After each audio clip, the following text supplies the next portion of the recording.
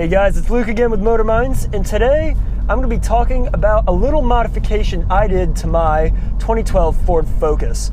So I put in a K&N cold air intake. I put it in about 2 weeks ago, got it for my birthday. Pretty awesome. And I want to talk about this because there's a lot of controversy surrounding cold air intakes. A lot of people think they're a waste of money and they don't actually improve performance enough for them to be worth the price tag that they ask. In this case, my K&N was about $308 shipped. So it's a fair chunk of change. And if you look at the price per horsepower ratio, it's about like 0.03 horsepower per dollar for my kit, which quite frankly isn't amazing. But anyway, there are many more factors besides that made this a great buy, at least in my opinion. I remember the first day I installed this thing, I was driving along and I just pulled out of my driveway, first run. I drove past a school bus stop with a bunch of moms just sitting there with strollers and whatnot, and every single one of them stared at me because I could hear the intake noise just driving by.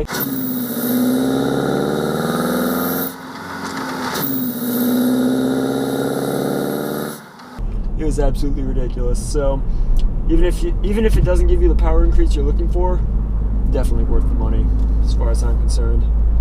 Let's talk about a little bit of how cold air intakes work. So basically the whole theory behind the cold air intake is that you're getting air that's colder, which means it's denser, which means you can therefore get more power, get more fuel into each combustion cycle, which gives you more power.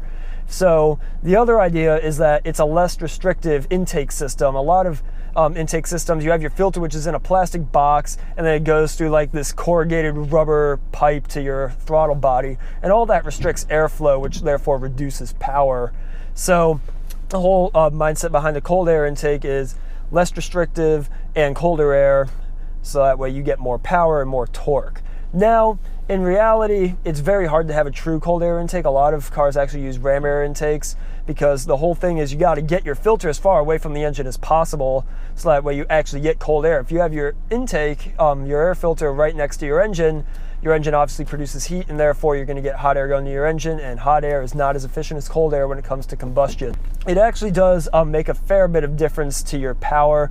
K&N claims 10 horsepower and 10 pound-feet of torque at like, I think the horsepower is at like 5850 RPM, and I think the torque is around 4,500. I can't recall for sure, but if you go online, you can see all the statistics up there. Now, driving it around, I quite frankly don't notice the power gains that much because if you look at the dyno curve, you can see that a lot of the power comes in on the high end, and quite frankly, you spend most of your time, at least in the driving that I do around the town and whatnot, a lot of my driving is below 3,000 RPM, so I don't really notice it that much. But what I do notice is the absolutely insane growl that you get from this intake system. It sounds so mean. It's really nice.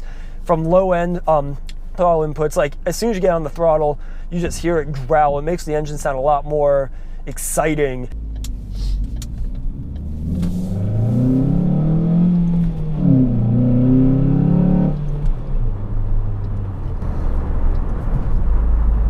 The noise is so good. Oh yes, and especially once you get up into those higher RPM ranges above 4,500 RPM.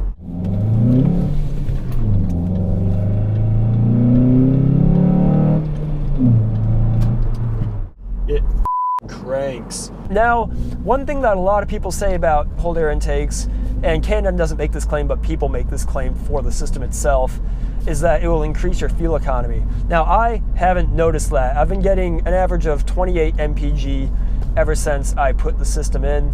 And granted, before that, I got around 27 in the same driving, but 1 mpg increase, for all I know, that could just be a change in the way I've been driving recently. So I'm not gonna go out there and say, hey, your cold air intake is gonna give you better fuel economy, because quite honestly, there's not really enough evidence to back that up. But I mean, who knows? You might actually get lucky and get better fuel economy figures as a result of having this system. So who knows? You'll see.